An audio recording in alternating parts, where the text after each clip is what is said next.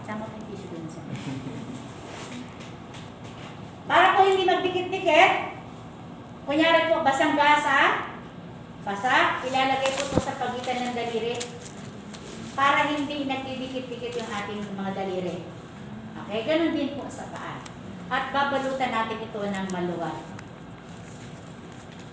Next, prevent infection, do not break blister. Paalam ko ba sa akin? Diba? Sinabi ko sa, take yan na to. Hindi ka papasin. Okay po.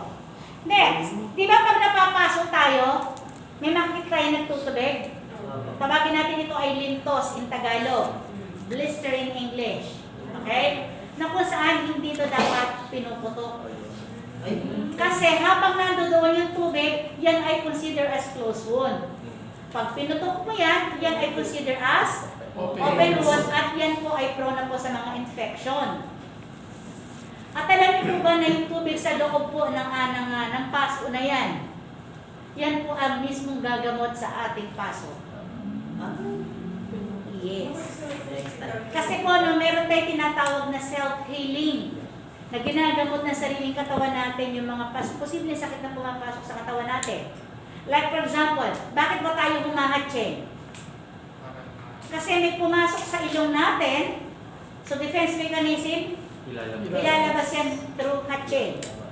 Okay? Kaya yung mga buhok natin sa ilong na yan, kasi may mga tao po, lalo na sa ibang bansa, nakakakita ko na yung ilong, pinapawax po nila yung ilong. Hindi dapat. Kasi po, hindi nasasala yung mga microdirt na pumapasok. So, tendency niya, diretso pa yan sa utak natin.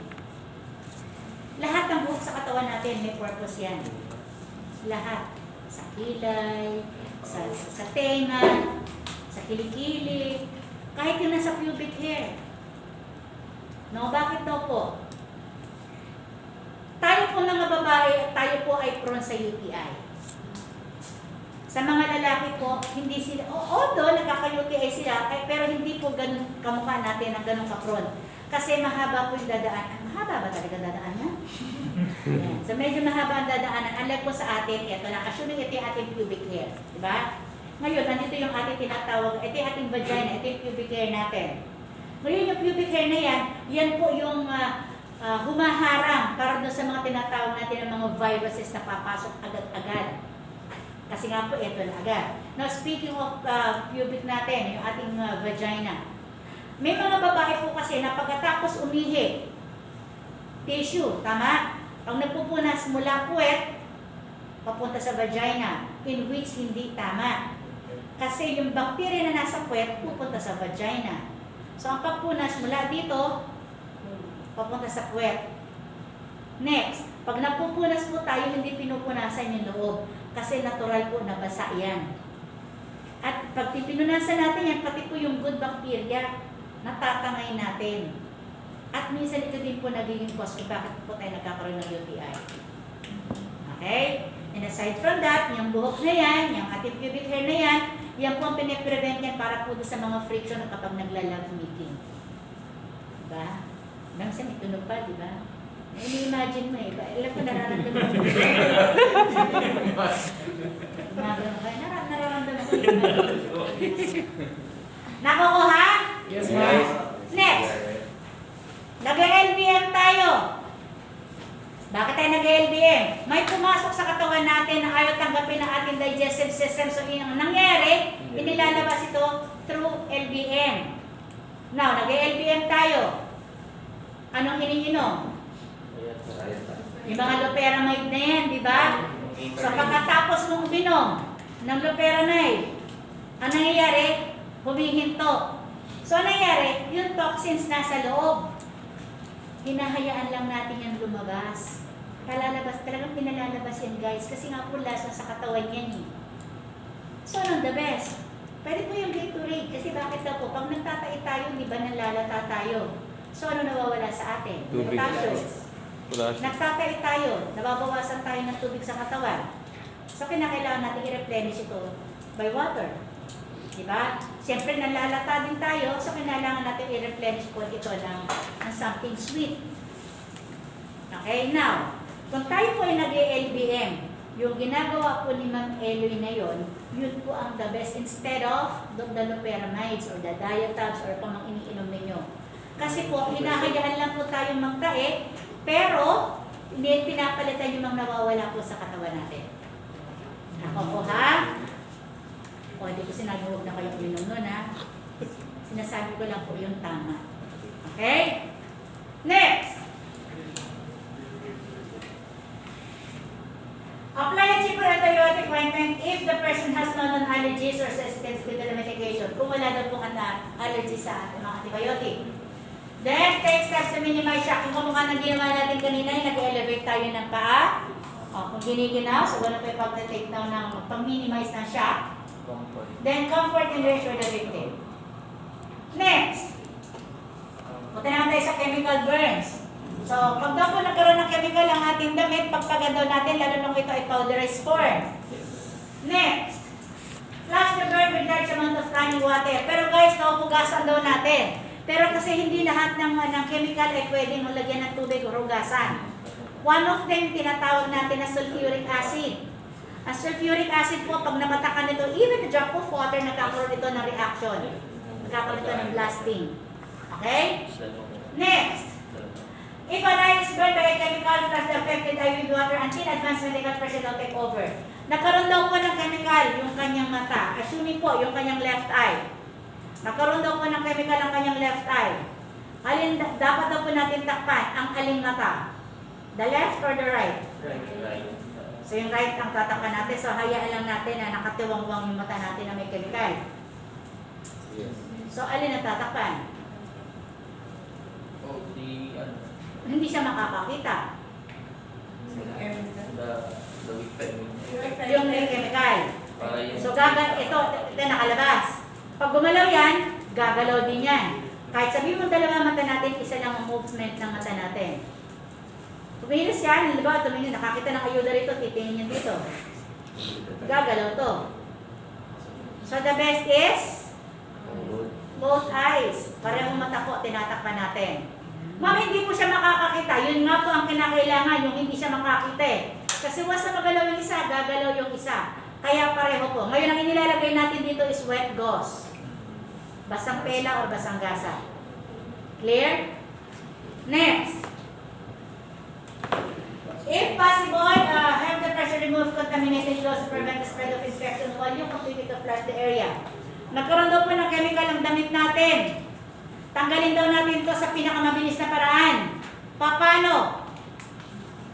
Gugupitin. Yes, gugupitin natin. Kaya lang, hindi lahat ng tao pumapayag na gupitin yung kanilang damit.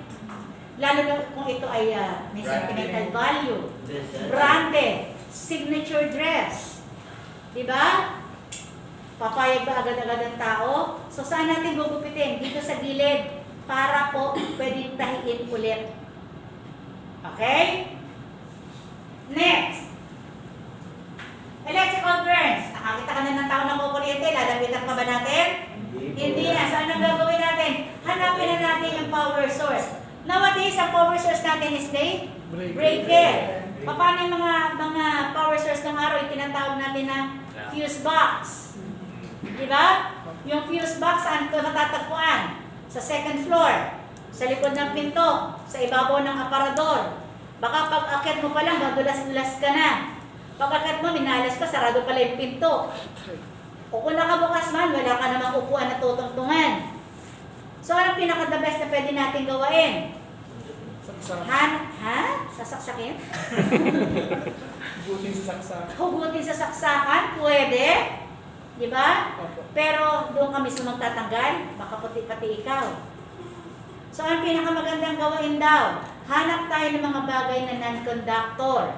Halimbawa po, yung mga PVC pipe, yung mga monoblock chair. So, lahat ng plastic. No? Pati plastic ng kapitbahay, pwede. Oh, okay? Ayan.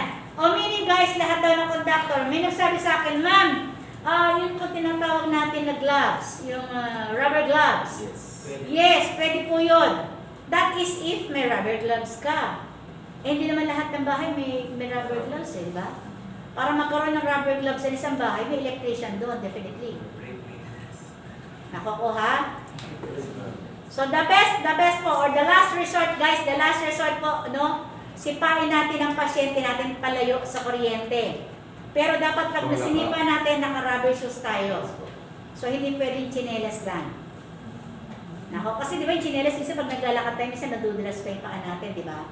So rubber shoes, sabihin mo sa dali niya, rubber shoes lang ako ha. Nakukuha?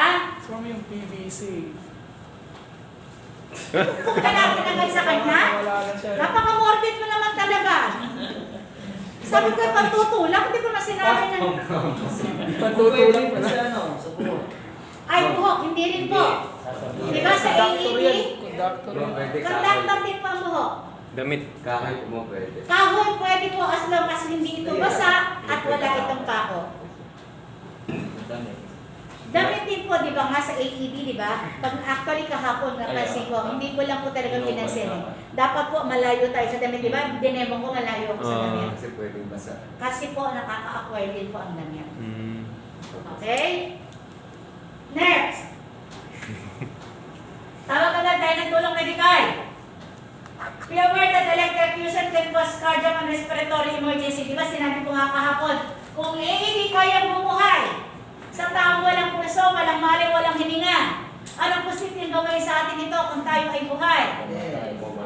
O di ba yung mga tao pag nakukuryente, namamatay? Next! Kung paano daw tayo nag-care sa shock at sa thermal burns, kung hindi naman gagawin natin sa electrical burns. Next! Look for entry and exit wound. Ganito daw yun guys, no? Ang kuryente daw pag pumasok sa katawan natin, dot lang. Pero pag lumabas ito sa katawan natin, pasabog. At ang sinasabogan po niyan ay yung mga endings ng katawan natin. Tenga. Pati yung kinengerot nyo, nilalabasan yan. Ngayon po, ma'am, wala pong lumabas sa katawan ng pasyente. O, I'm sorry, hindi sumabog ang parte ng katawan ng pasyente. Okay lang po ba? Hindi. Kasi guys, ang hinahanap ng kuryente is the soft part of our body, which is our internal organs, and the watery part of our body, which is our brain. So, dapat lumabas ang kuryente. Okay? Next! Remember that anyone suffering from electric shock requires advanced medical attention. And radiation burns. One of the sample is the sunburn. So, always cool the burn and protect the area from further damage by keeping the persons away from the burn source. Now guys, ito ang magiging exam ninyo right after na ating final written exam. Pakipicture na lang po dahil hindi na natin ilalabas yan. Sa triangle na ito guys ay isa kulay puti. So una,